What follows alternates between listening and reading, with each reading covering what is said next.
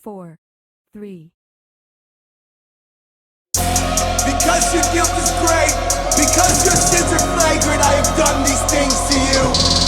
Therefore, all who have devoured you shall be devoured, and all your foes, every one of them, shall go into captivity. Those who